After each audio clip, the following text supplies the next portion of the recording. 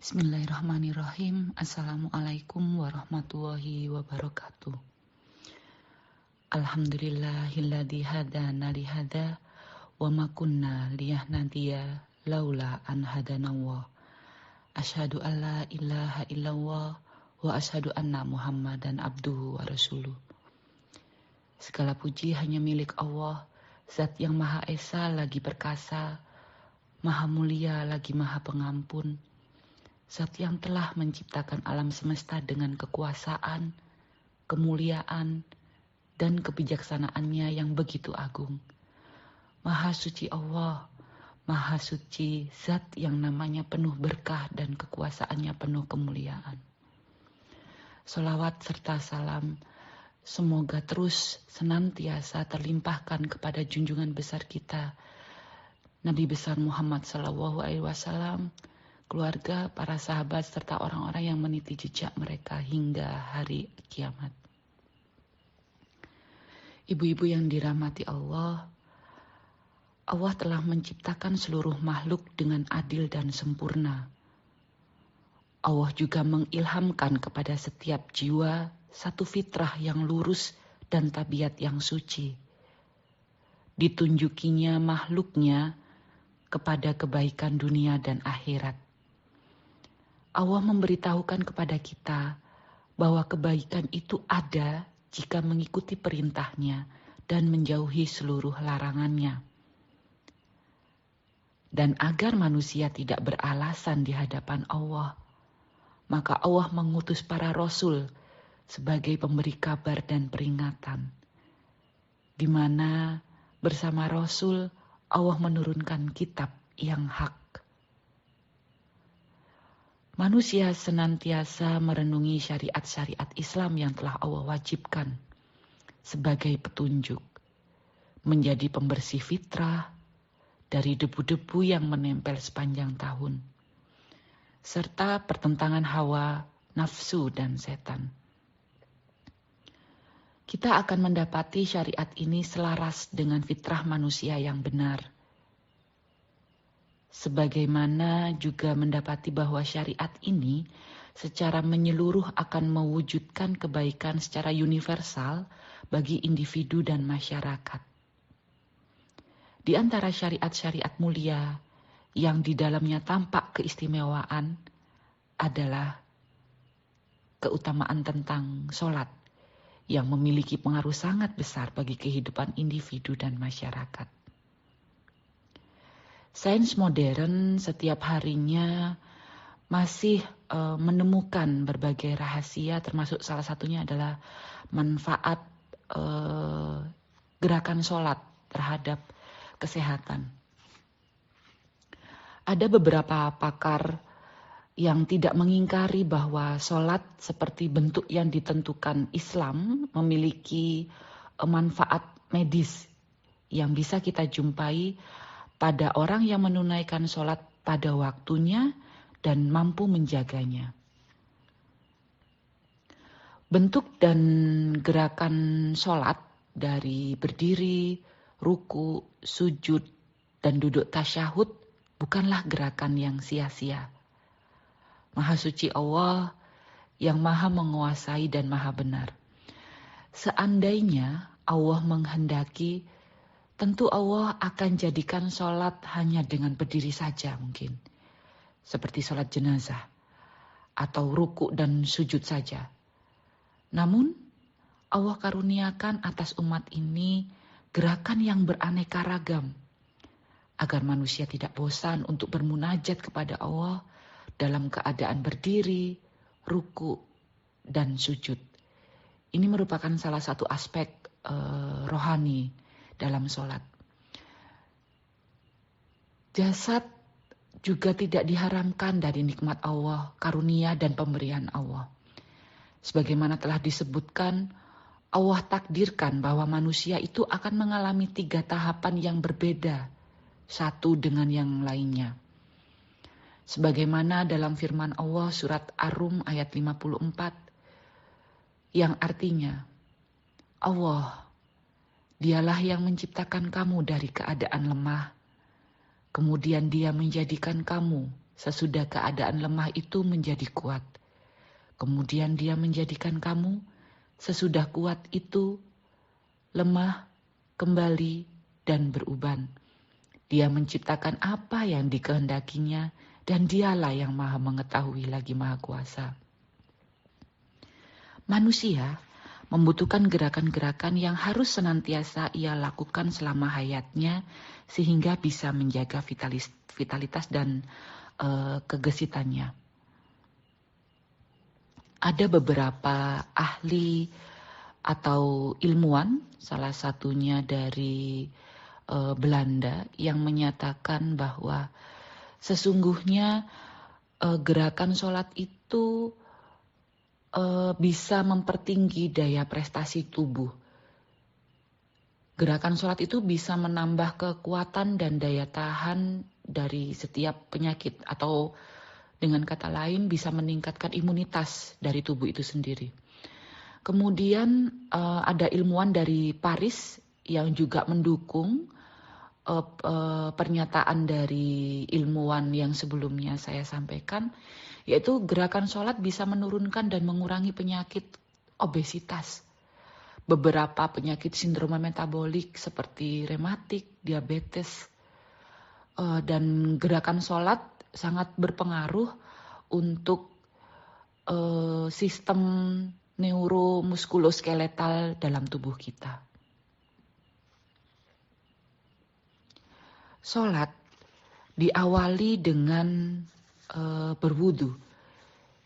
Jadi dari sini pada saat kita akan melakukan sholat, maka kita diwajibkan untuk berwudu agar bersih. Jadi sudah dipersiapkan oleh Allah aturannya.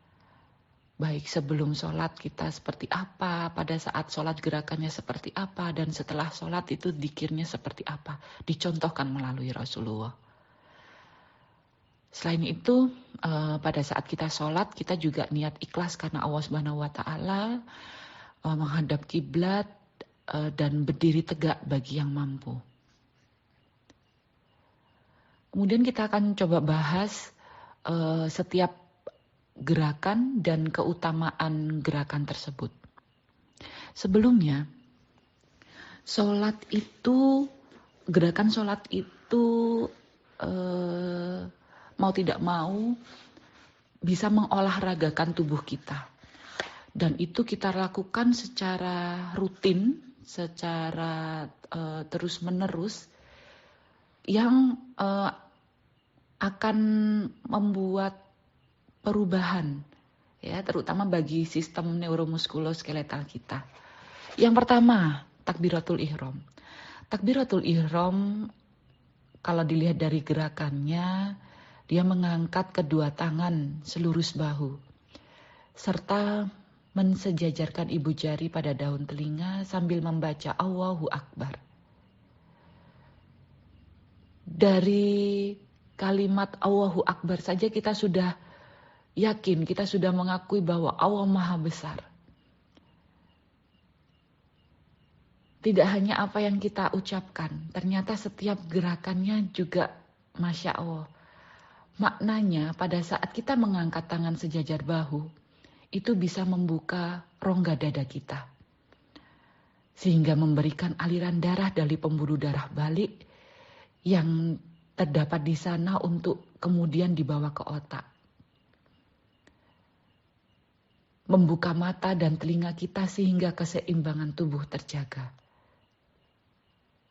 Dari satu gerakan takbiratul ihram. Sedangkan biomekaniknya sendiri pada gerakan takbir meliputi pergerakan otot-otot, tulang, dan sendi. Diutamakan pada alat gerak bagian atas atau ekstremitas bagian atas. Ada beberapa otot di sana, mulai dari deltoideus, bicep, tricep, kemudian ada beberapa tulang dan juga sendi. Di antaranya adalah sendi siku dan sendi bahu. Kemudian ruku. Ruku itu gerakan yang membungkukkan badan di mana sebelumnya kita tetap mengangkat tangan kita dari bersedekap, Allahu Akbar, sama seperti yang kita lakukan di takbiratul ihram. Kemudian kita menurunkan badan ke posisi membungkuk, kedua tangan kita menggenggam lutut, tidak pada paha. Jari-jari tangan diregangkan, posisi tangan lurus, siku tidak ditekuk. Punggung dan kepala sejajar dalam posisi mendatar. Kaki tegak lurus, pinggang diregangkan dari paha, pandangan lurus ke tempat sujud. Gerakan ini dapat merawat kelenturan dari tulang belakang kita. Jadi kalau takbiratul ihram fokus pada alat gerak bagian atas, kalau pada ruku fokusnya pada tulang belakang kita, pada tulang leher, kemudian nanti saluran syarafnya dapat dijaga, dan aliran darah ke otak juga terjaga. Dari gerakan ruku, menurut penelitian, maka bisa menurunkan 18% ya, menurunkan keluhan nyeri punggung bagian bawah, nyeri panggul sebesar 31%, dan yang paling besar 63% bisa mengurangi nyeri pada lutut. Kemudian iktidal. Iktidal adalah gerakan bangkit dari ruku. Posisi badan kembali tegak. Ketika bangkit tetap disunahkan kita mengangkat tangan seperti takbiratul ihram, hanya saja bacaannya berbeda. Kalau takbiratul ihram dan yang lainnya mungkin kita akan membaca Allahu Akbar, sedangkan pada takbiratul ihram kita membaca Sami Allahu liman hamidah. Dan badan kembali tegak dengan posisi tangan rapat di samping dan kembali bersedekap. Gerakan ini kembali kita melatih alat gerak bagian atas dan mengembalikan posisi tulang belakang menjadi tegak kembali. Saat berdiri dari ruku, maka ada darah dari yang tadinya fokus ke kepala, ke otak, akan mulai mengalir ke bagian bawah. Sehingga seluruh bagian tubuh kita akan kembali dialiri. Kemudian sujud. Sujud artinya menempelkan 7 anggota badan, yaitu kening, 2 telapak tangan, 2 lutut, 2 ujung telapak kaki pada lantai. Dan itu tidak dilakukan secara langsung dari iktidal. Yang pertama kita akan melakukan menekuk lutut. Ya, jadi lutut terlebih dahulu, kemudian kita meletakkan kedua lutut ke lantai, kita meletakkan kedua telapak tangan kita ke lantai, kemudian lengan kita tekuk, renggangkan pinggang, dan akhirnya kening kita, hidung kita menyentuh bagian dari lantai. Di sujud ini tidak hanya sistem otot dan tulang saja, tetapi juga memompa sistem limfatik atau getah bening kita, keutamaannya yang di daerah leher ya, leher dan ketiak. Gerakan ini juga melatih gerakan otot gitu ya, ketahanan otot dari punggung bawah. Dan pada saat sujud, di mana kita tahu bahwa kepala lebih rendah daripada bagian badan kita yang lain, maka pembuluh darah otak ini juga akan menerima oksigen secara penuh, memacu sel-selnya secara penuh. Dengan kata lain, bila sujud ini dilakukan secara tumak-nina dan rutin, ada yang bilang berdasarkan penelitian dia bisa meningkatkan kecerdasan seseorang. Itu untuk sujud. Sedangkan untuk duduk, iftirasi dan tasyahud awal, biomekaniknya di otot-otot bagian pinggul dan juga di bagian alat gerak bawah ya, kita akan melakukan penekanan yang kemudian nanti kita kembali sujud. kemudian akan rileks lagi, kemudian kita kembali duduk lagi, itu akan memberikan pompa seperti itu. Pada saat tubuh bertumpu pada pangkal paha yang terhubung dengan syaraf ischiadicus, jadi syaraf ischiadicus adalah syaraf terbesar yang ada dalam tubuh kita. Posisi ini menghindarkan nyeri pada pangkal paha, sehingga melatih dari kelenturan syaraf tersebut gitu ya. Dan di bagian lutut bagian belakang pada saat kita menekuk, penekanannya akan berkurang. Demikian juga pada duduk tasyahud akhir ya. Dan ada yang mengatakan bahwa pada duduk tasyahud akhir itu bermanfaat juga bagi organ reproduksi gitu ya, baik pada pria maupun pada wanita, karena kita menekan daerah perineum gitu ya. Jadi dari situ kita bisa melihat betapa Allah sudah mengatur manfaat dari setiap gerakan, setiap detail gerakan sholat kita. Lantas apakah kita masih meragukan kekuasaan Allah? Karena itulah Allah mewajibkan sholat. Karena Allah paham, karena Allah tahu bahwa setiap umatnya membutuhkan itu. Membutuhkan olahraga yang harus dipaksa agar kesehatan itu juga terjaga. Saya rasa itu yang bisa saya sampaikan. Mohon maaf jika ada kesalahan dan kurang berkenan. Wallahu alam bisawab.